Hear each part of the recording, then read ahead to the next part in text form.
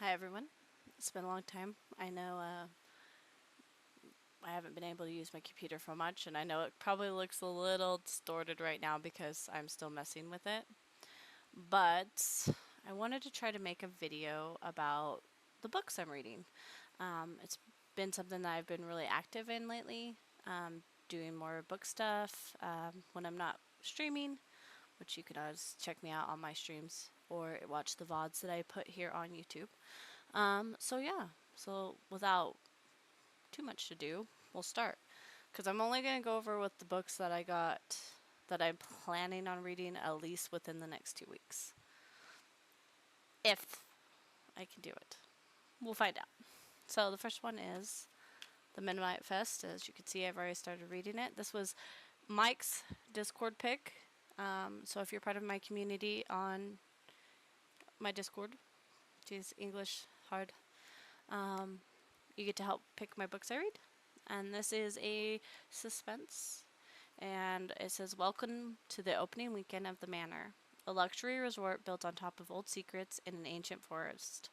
The founder, the husband, the mystery guests, the kitchen help. Everyone has an agenda. Everyone has a past. But not everyone will survive. So, I'm pretty excited about it. Not that far in, sadly. It's getting good, though. So the next one I picked up was Inkblood's Sister Scribe. So if you have not seen on my Twitter, I'm doing a fall reading challenge, and one of the fall reading challenge is to read a book with the fall color. And of course, I think of purple, orange, black, that kind of thing. So I thought this would be fun. And it's also, I do believe, a witch book. So let's go check this out.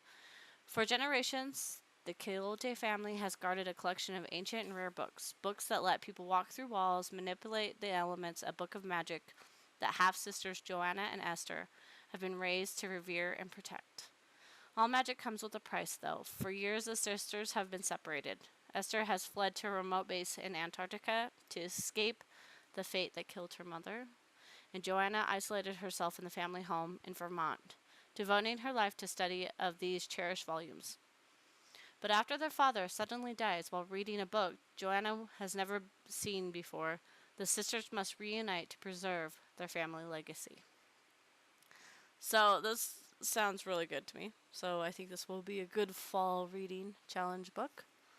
The next one is, of course, a historical fiction because I don't just read one genre. So I read everything, literally. Contemporary romance is probably my least read, and I actually have one. I can't believe I am saying that.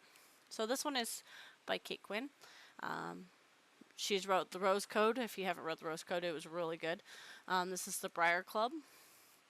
Washington, D.C., 1950. Everyone keeps to themselves at the Briarwood House.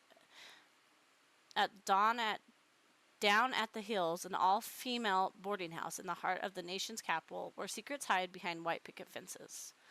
But when the lovely, mysterious widow, Grace March, moves into the attic room, she's drawn her oddball collection of neighbors into an unlikely friendship.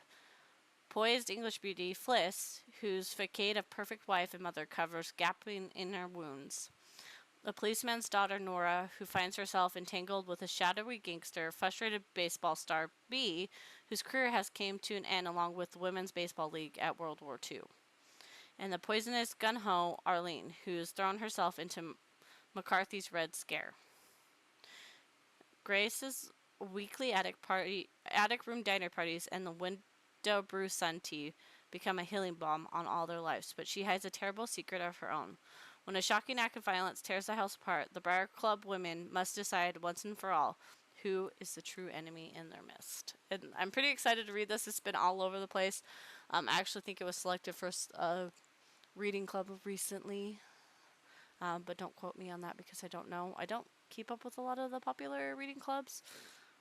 And then this one, which is a contemporary romance, something I normally don't read. But I've seen so many stunning reviews that this is such a great book that I'm going to do it.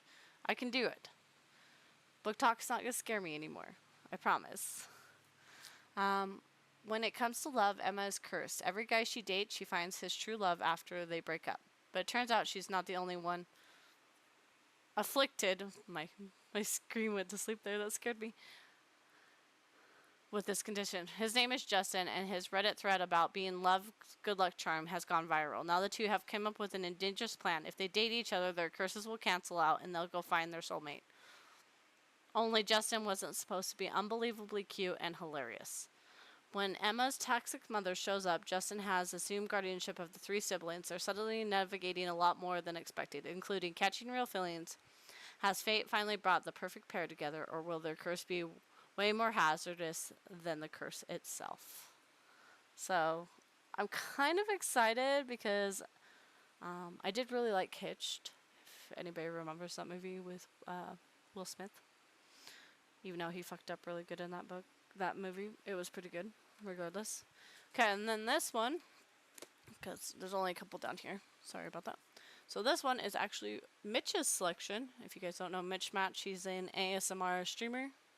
So make sure you go check him out. And Mike, who was the Midnight Fest, he plays a lot of cozy indie games. He does card games. He's just a sweetheart. So you guys can always check them out. You can always find them hanging out in my chat. So this is one of my first horror books for the fall. So I'm excited. Actually, I have 2 horror books planned for this fall so far. So far. Keyword. Come home. Vera's mother called, and Vera obeyed. In spite of their long estrangement and the spite of memories, she's came back home to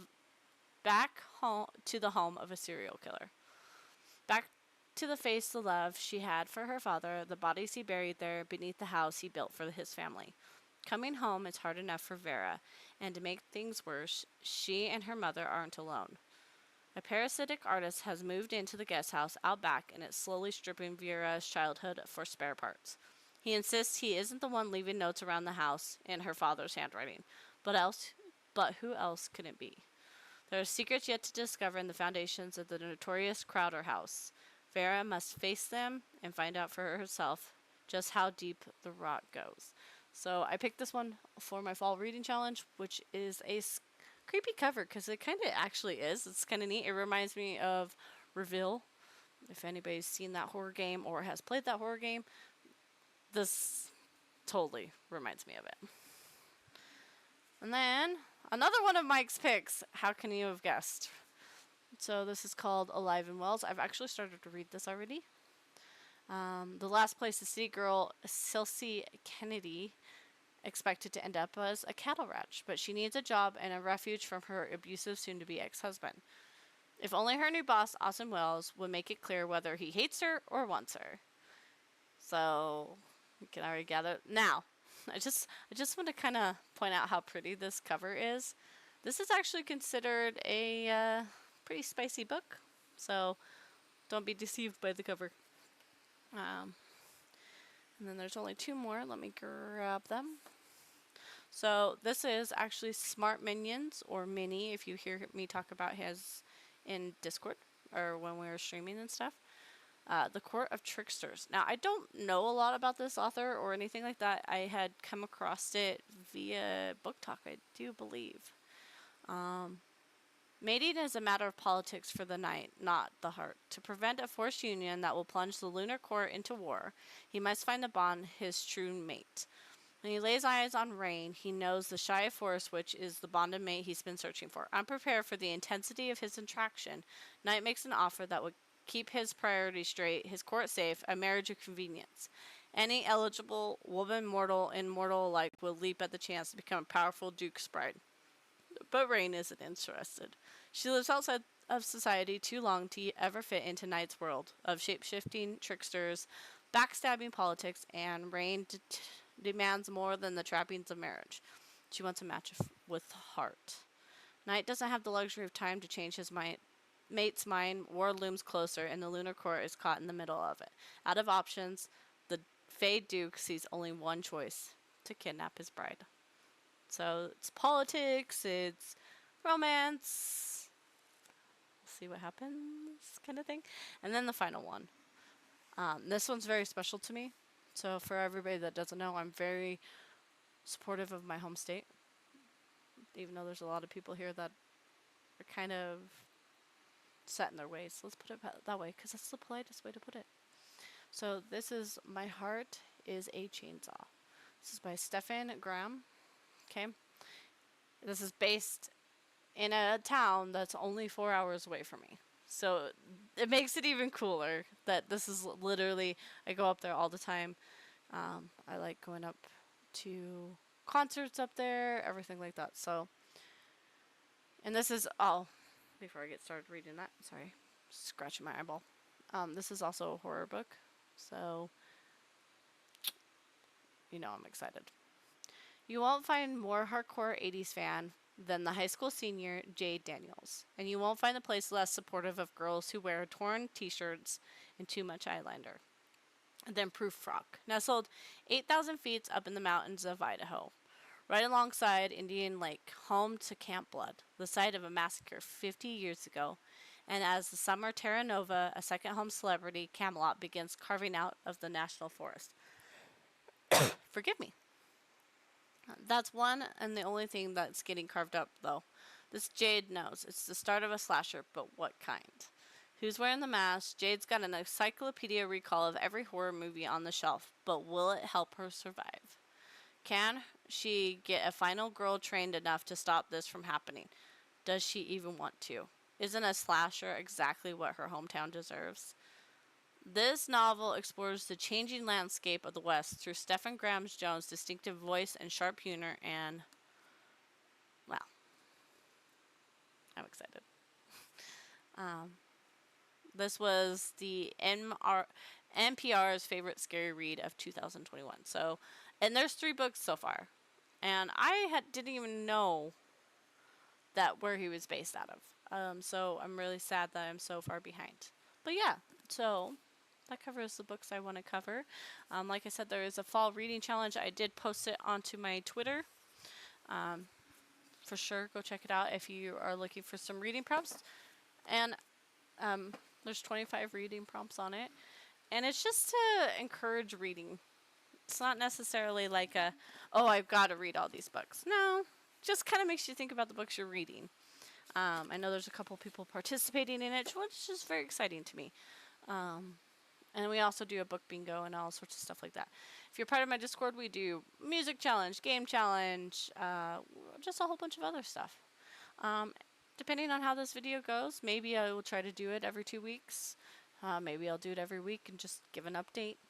You know, it's just something different, and I'm using my YouTube to explore different things that I want to do. Maybe I'll find a niche that I really, really like, and maybe I won't. Who knows? But yeah. So, I hope everybody has a good day. I will be streaming later today after this video. We are finishing the Creatures of Ava. So yeah. Have a good day.